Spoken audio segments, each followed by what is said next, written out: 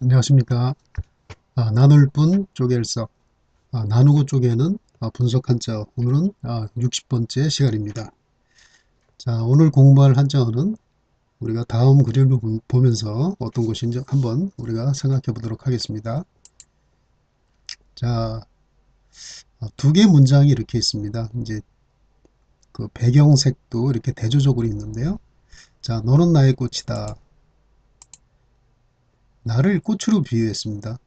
별처럼 빛나는 당신, 당신을 별과 같이 별처럼 이렇게 비유했네요. 근데 비유하는 방식이 좀 틀리죠? 나는 꽃이다. A는 B다. 나 대신 꽃을 내세워서 예, 꽃과 같은 속성을 가진 나를 이렇게 표현하고 있죠. 자, 별처럼 빛나는 당신. 이거는 뭐뭐처럼, 뭐뭐같이 이렇게 하는 것은 직접적으로 어떤 사물하고 비유하는 방식을 얘기합니다. 그래서 두 가지를 중요한 수사법 중에 하나라고 볼 수 있는데요. 그래서 이것은 우리가 나를 숨긴다. 어떤 사물의 본 모습을 숨긴다. 그래서 이것을 은유법이라고 합니다. 이것은 직접적으로 비유한다 해서 이것을 직유법이라고 하죠. 직자가 이제 곧직자입니다. 곧 직접적으로 이렇게 비유한다 해서 그렇다면은 은유법은 어떤 것일까요? 자, 오늘 공부할 한자가 바로 은유라는 말인데요. 한자어인데요. 자, 한 글자씩 우리가 한번 분석을 해 보도록 하겠습니다. 자, 숨긴다 이래서 숨은 자를 쓰고 있는데요. 이 한자를 보면은 어떻게 해서 우리가 숨은 자를 의미하고 있는지 한번 분석해서 한번 알아보도록 하겠습니다. 자, 두 개의 한자로 나눌 수가 있겠죠.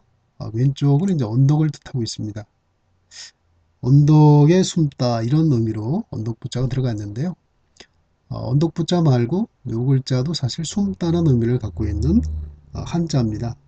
숨길 은이라는 그런 한자인데요.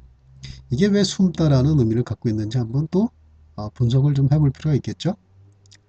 여기 위에 있는 것은 이제 손톱조라고 합니다. 이거는 이제 손을 뜻하고 있죠. 그리고 이건 장인공자인데 어떤 물건을 이렇게 물건의 모습을 이렇게 표현하고 있습니다. 이것도 하나의 손입니다. 이렇게 보면 간단하죠. 두 손으로 어떤 물건을 이렇게 가지고 있는 그런 모습이죠. 근데 두 손을 가지고 숨기려고 하는 그런 마음을 이렇게 표시하고 있습니다. 이거 마음심이죠. 어떤 물건을 남들이 보지 못하게 숨겨야 되겠다 하는 그런 마음을 이런 한자로 표시해 놓은 것입니다. 굉장히 아주 창의적인 그런 문자 아닙니까?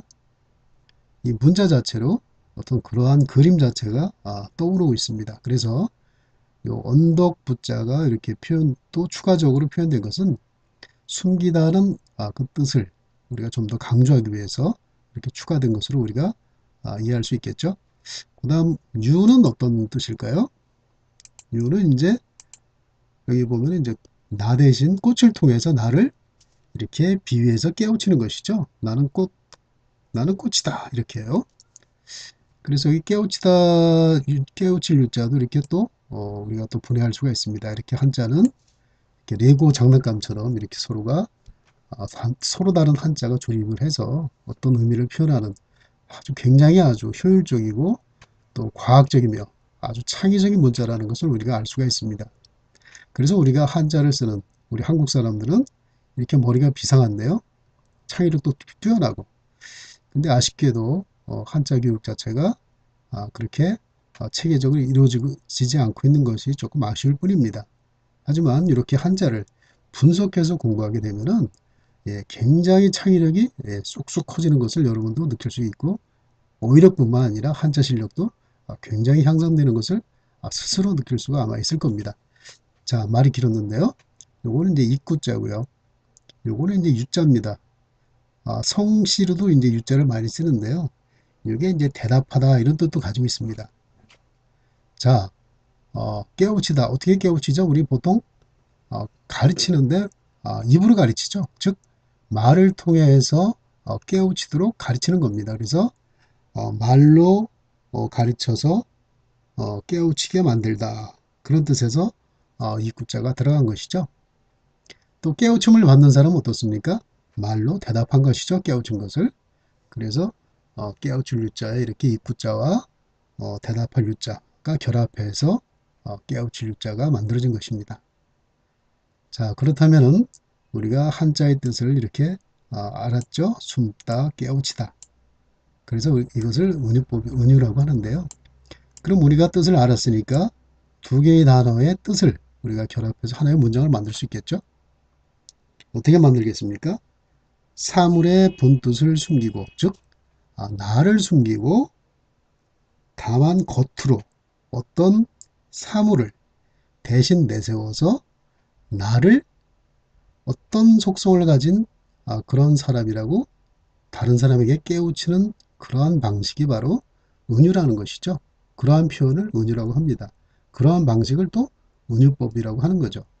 은유법이라는 것은 대단히 많이 중요하고 많이 쓰이고 있는 그런 방식입니다.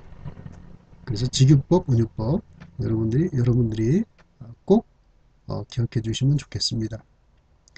그리고 어, 속도사전은 어떻게 표현했는지 한번 좀 보겠습니다.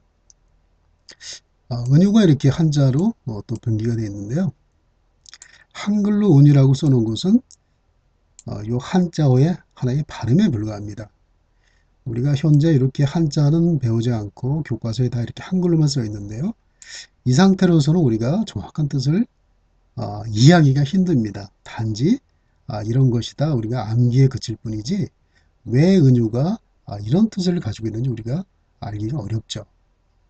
그리고 기존의 모든 사전이 이렇게 한자만 변기되어 있고 뜻을 이렇게 표현하지 않기 때문에 사실 이 한자는 쓸모없는 글자에 불과하게 된 것이죠.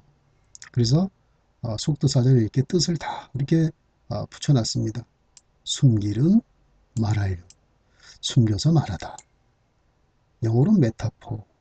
메타포라는 단어도 지금 많이 사용하는 그런 단어입니다. 그래서 여기 보면은 사물을 직접 드러내지 않고 숨겨서 사물을 다른 것과 이렇게 비유하는 표현법. 그죠? 내 마음을 표현하는데 호소라는 것을 이렇게 은유로 표현하게 된 거죠. 또 암유법 이런 방식으로도 우리가 씁니다. 암유법이라고 오두남자죠. 이렇게 깜깜하게 비유해서 표현한다는 것이죠. 깜깜한 데는 안 보이는 거니까요. 본인을 숨겨서 이렇게 표현하는 방식을 바로 은유법이라고 합니다. 메타포. 용어 단어를 꼭 기억해 주시면 좋겠습니다. 자, 오늘은 중요한 수사법의 하나인 은유법에 관해서 우리가 한번 알아봤습니다. 자, 오늘은 이것으로 마치도록 하겠습니다. 감사합니다.